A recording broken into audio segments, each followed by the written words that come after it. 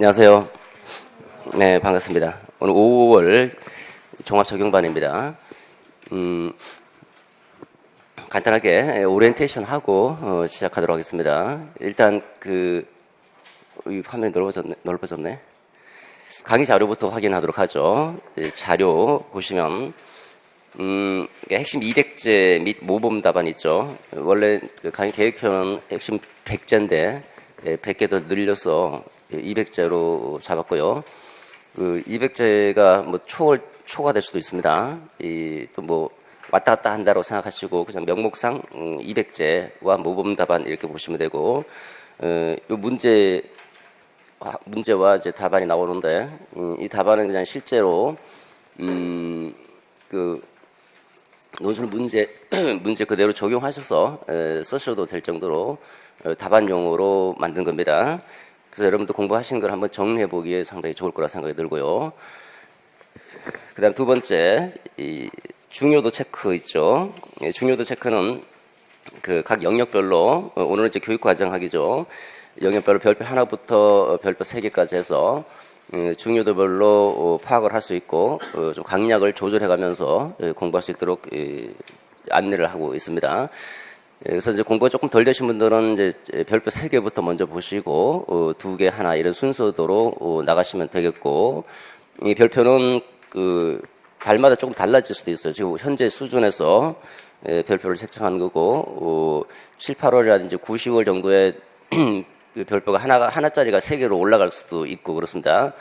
작년 같은 경우도 워커의 자연주의적 교육과정 개발 모형이 5월에는 별표 하나였는데 9, 10월에 별표 3개로 격상하고 매우 중요하다고 했었거든요.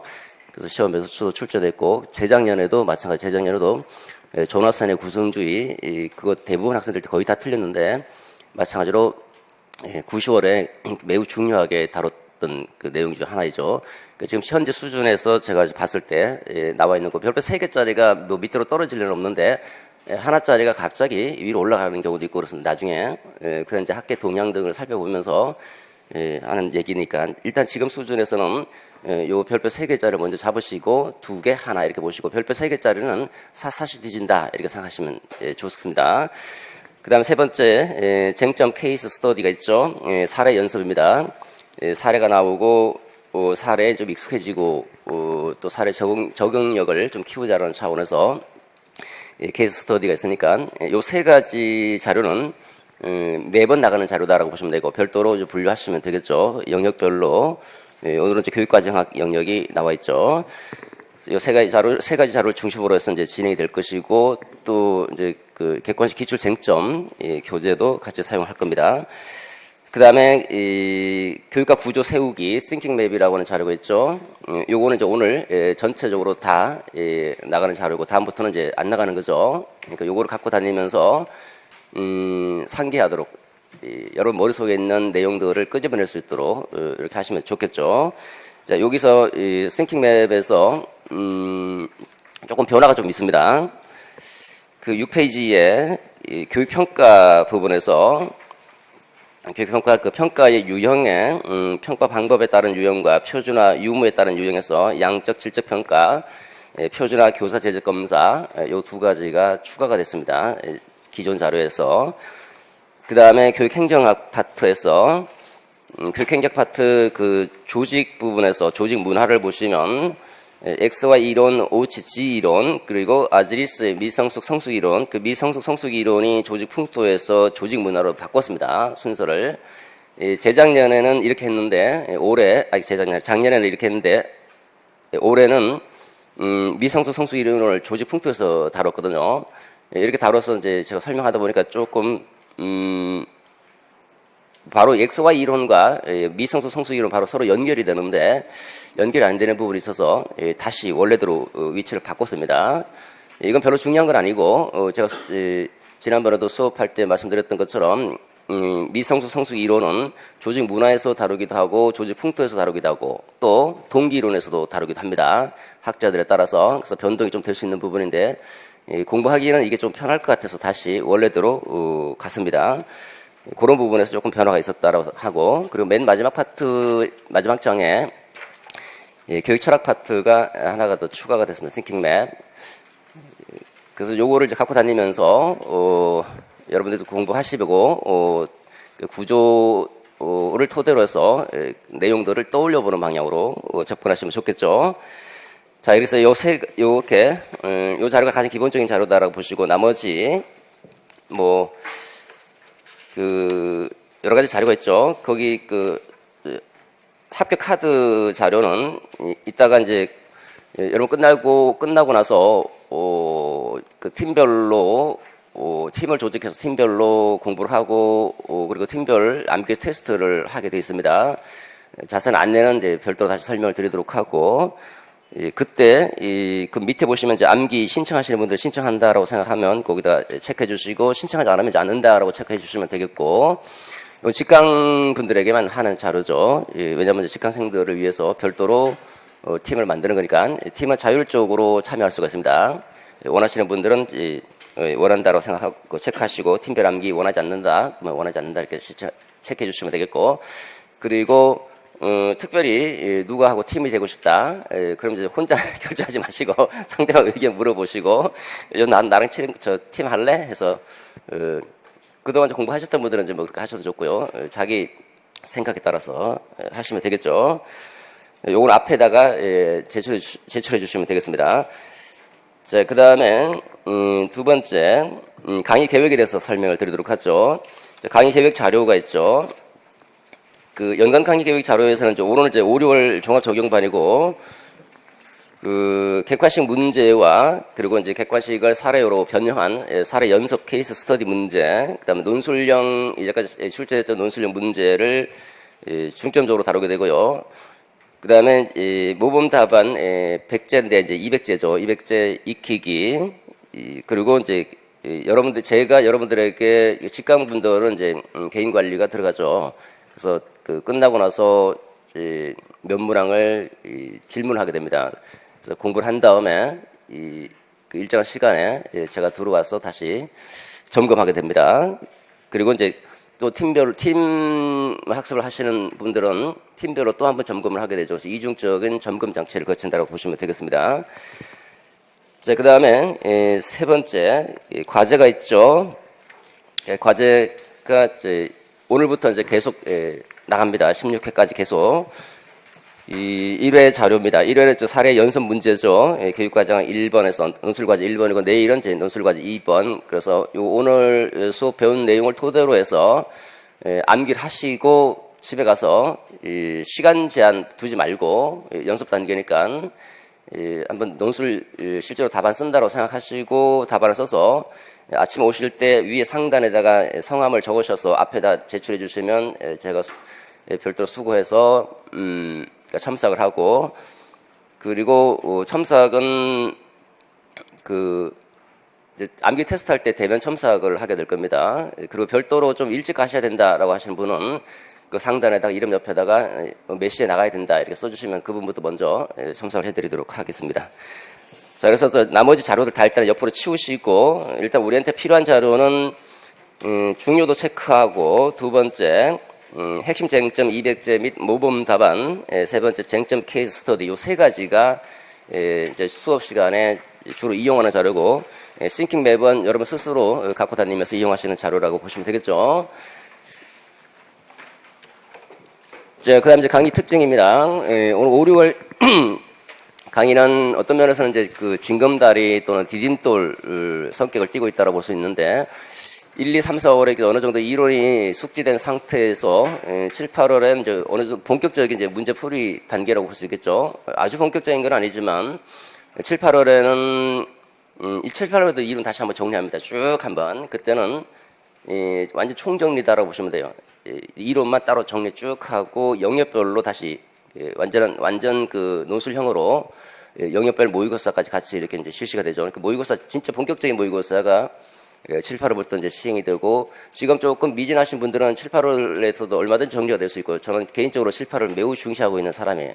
그때가 확실하게 정리를 해야 되는 단계이기 때문에 조금 부족한 것들, 좀 정교가 좀 덜 돼 있는 분들은 7, 8월에 반드시 잡고 들어가셔야 돼요. 7, 8월 이후는 이제 시간이 없는 거죠. 9월부터는 그야말로 이제 완전히 이제 영역을 불문하고 모의고사 시즌이죠. 그때는 자신의 실력을 문제를 통해서 점검해보고 문제에 좀 더 익숙해지고 좀 약간 뭐랄까 이 정교하고 스킬을 닦는 그런 시간이기 때문에 이론 정리하기는 좀 한계가 있습니다.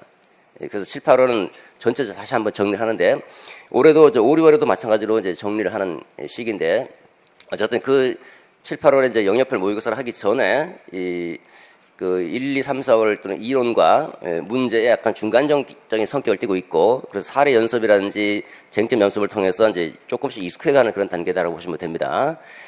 5월은 가정의 달이죠. 가정의 달이고 어린이날도 있고 어버이날도 있고 스승의 날도 있고 뭐 많습니다. 날들이 그죠. 지금 연휴 기간이잖아요. 여러분들은 학습의 달입니다. 가정의 달이 아니라 학습의 달.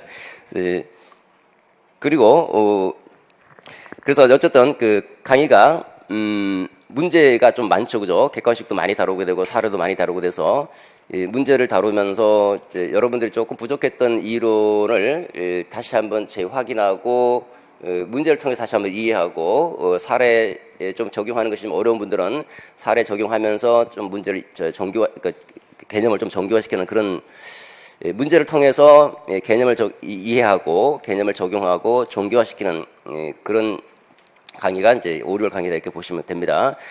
물론 이제 기존 어느 정도 공부를 좀 하셨으면 훨씬 낫겠죠. 근데 처음 시작한다. 뭐 그렇다고 해서 뭐 못할 일은 없습니다. 그 오늘 배우는 내용들을 잘 정리하시는 게 중요하고요.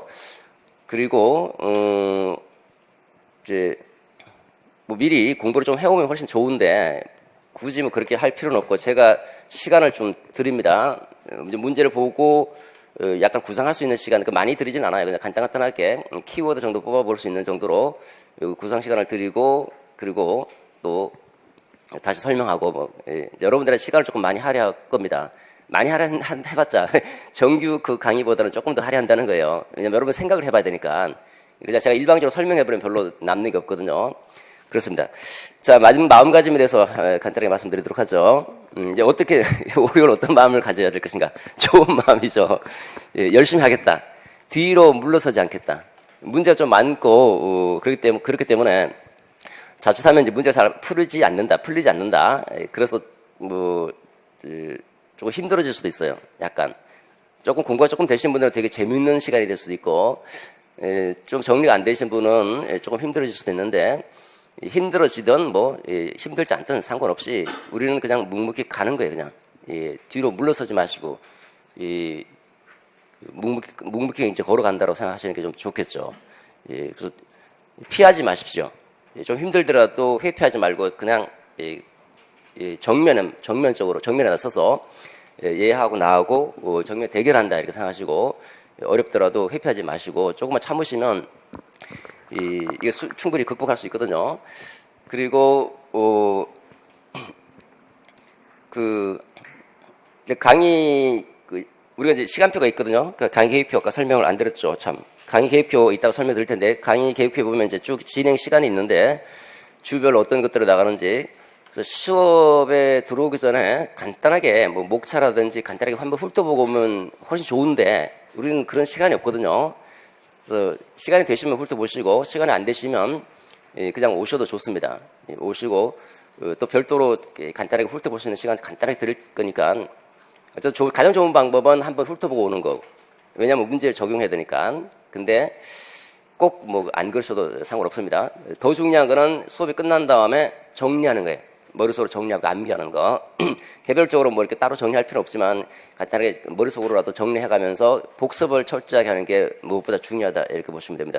왜냐하면 교육학만 할 우리가 여리가 없잖아요. 전공도 해야 되고 그러니까. 그래서 좀 어렵더라도 회피하지 말고 당당하게 도전하자. 이게 마음가짐이다라고 보시면 되겠죠. 그리고 만약에 저한테 저 강의를 새로 듣는 분들도 분명히 있을 거예요. 근데 새로 듣는 분이라고 해서 그렇게 어렵지는 않을 거예요. 왜냐하면 처음에는 약간 낯설 수가 있어요. 우리가 어떤 환경에 처하더라도 처음 어떤 환경에 들어가게 되면 공부를 하든 놀이 환경이든 상관없이 낯선 환경일 수밖에 없죠. 근데 적응하는데 그렇게 오래 안 걸려요. 한 1, 2주 정도 지나면 쉽게 적응이 될 거라고 생각이 듭니다. 자, 강의 진행 방식에 대해서 간단히 설명드리도록 하죠. 네, 먼저 이 문제를 풀어야 되니까 선수학습을 회상을 해야 돼요. 근데 머리에 든 게 별로 없다. 든 게 별로 없다. 또는 다 잊어버렸다. 완전히 다 잊어버릴 수는 없겠지만 또는 뭐 어느 정도 남아 있을 수 있겠죠. 그리고 또 새로 공부한다 뭐 하는 분들 뭔가를 끄집어내야 되는데 문제를 풀기 전에 내용에 대한 어느 정도 이해가 필요하기 때문에 끄집어내기 위해서 이제 핵심 쟁점 200제 요거를 간단하게 푸는 시간을 먼저 가질 겁니다. 그래서 요거를 통해서 기존에 알고 있는 지식을 한번 끄집어내보고 또 끄집어내기 어려우면 이제 이 문제에 대한 모범답안을 통해서 간단하게 한번 정리하고 그리고 이제 객관식으로 들어갑니다. 그래서 요거 간단하게 정리한 다음 읽어본 다음에 제가 다시 정리를 해드릴 겁니다. 이 정리는 우리가 교재가 보조 교재로 합격 지수 100이 있죠. 그거를 그거 갖고 있으면 그게 훨씬 좋습니다. 왜냐하면 목차 핵심 키워드를 목차로 다 뽑아놨으니까 정리하기가 상당히 좋죠. 이게 그 모범 답안으로 돼 있는 거는 줄글로 쭉 완전 답안 형식으로 돼 있으니까 답안지를 쓰기는 되게 좋은데 정리는 잘 안 돼요. 그렇거든요. 그래서 핵심 그 합격 지수 100 교재로 정리하시면 좋은데 책이 없어도 상관없어요. 없어도 됩니다. 그냥 이 속에 중요한 내용들은 다 들어가 있으니까 그 정리는 이제 이렇게 합니다. T맵을 통해서 띵킹 맵을 이제 펼쳐놓고 제가 쭉 설명을 해드릴 겁니다. 그래서 설명해드리기 때문에 뭐 책을 잘 참고를 안 해요, 그냥. 그러니까 쭉 일방적으로 제가 쭉 이렇게 설명을 합니다. 여기서 어느 정도 쟁점을 잡은 다음에 일방적으로 제가 쭉 설명을 해 나갈 겁니다. 그러면 여러분들 그 내용을 들으면서 다시 머릿속으로 정리하시면 돼요. 때로는 이제 쟁점을 다시 살펴보면서 정리하기도 해요. 왔다 갔다 하면서 정리하기도 하는데, 기본적으로는 싱킹맵을 펼쳐놓고, 여러분 받은 싱킹맵 있죠? 그걸 펼쳐놓고, 여기 이제 화면에 띄울 겁니다. 이걸 보면서 이제 쭉 떠올릴 수 있도록 제가 쭉 한번 잡아드릴 겁니다. 그 다음에 이제 어느 정도 이제 개념에 대한 이해가 됐으면 이제 객관식 문제로 들어갑니다. 객관식 쟁점 분석 교재를 토대로 해서 문제를 푸는데, 요것도 제가 중간중간 시간을 드립니다. 시간을 많이 드리진 않아요. 객관식 문제라고 하는 게 사실 한 문제 푸는데, 시간 얼마 안 걸리거든요. 공부가 조금 돼 있으면 한 문제 푸는데 뭐 10초, 20초?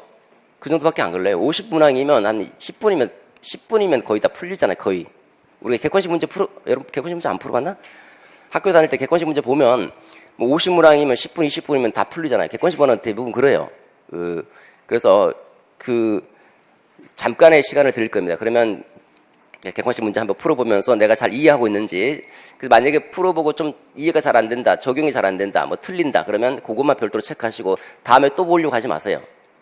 그거 잘 안 풀리는 부분, 그거만 별도로 체크해서 그거만 보려고 하고, 자료는 가능하면 다 버려야 돼요. 그러니까 불필요한 것들, 이거 한번 쭉 훑어보고 빨리 버릴 거 빨리 버려야 됩니다. 저는 제 스타일이 자료를 줄이는 스타일이에요. 갈수록 자료가 줄어들어야지, 갈수록 자료가 늘어나면 그거 어떻게 합니까? 시험 때 그 자료 때문에 오히려 심리적인 부담이 더 커지거든요. 그래서 여러분 자료 받은 거 가능하면 버릴 수 있도록 하십시오. 그리고 사례 연습이든 쟁점 200제든 이게 중요한 게 아니에요. 우리는 뭐가 중요한 겁니까? 기본이 중요한 거, 기본이. 이 쟁점 문제에 나와 있는 모범 답안 또는 이제 그 사례 연습에 나와 있는 연습 문제라든지 답안, 그 답안 내용을 그대로 외우려고 하지 마세요. 그대로 외우려고 했다가는 한 몇 년을 공부해야 될 거예요. 그 너무 많아, 양이. 그러니까 기본 교재에 있는, 또는 여기서 이제 핵심 키워드, 기본으로 가는 게 제일 중요합니다. 기본 교재에 있는 핵심 키워드를 잡아내는 거예요. 그 키워드를 우리가 기억하고 쓸 때는 여러분들의 말로 풀어서 써주는 거예요. 풀어서. 그런 식으로 공부를 하셔야 돼요. 그러니까 답안을 외우려고 하지 마십시오. 답안을 보면 쟁점 200제에 있는 답안 내용하고 사례 연습에 있는 답안 내용하고 똑같은 쟁점인데 왜 표현이 다르죠? 다를 수가 있거든요. 그러면 답안을 외우려고 하는 순간 헷갈리기 시작해요. 여기는 이렇게 표현했는데 저긴 저렇게 표현했네? 어떻게 더 좋은 거지? 따로 외워야 되나? 막 이렇게 생각하는 거예요, 그냥. 의미를 읽으면 의미는 똑같아요, 그냥. 그러니까 제가 하고 싶은 얘기는 객관식 문제든 사례 문제든 쟁점 문제든 그 속에 있는 답안을 외우려고 들지 말라는 거예요. 그 참고용으로 이렇게 쓸 수 있구나. 참고용으로 하고 답안은 언제나 여러분들이 써야 되는 것이기 때문에 우리 핵심만 키워드만 딱 기억하고 자기 말로 자꾸 풀어 쓰려고 이렇게 하시는 게 좋고요. 정리는 기본 여러분 책 보는 기본 교재 있죠. 거기 글로 돌아와서 거기 핵심만 잘 정리하면서 항상 기본으로 들어가는 게 좋습니다. 자, 그 다음에 객관식 문제에 대해서 이제 설명을 드리고 나서 논술 사례 연습 케이스 스터디를 이제 해결하게 됩니다.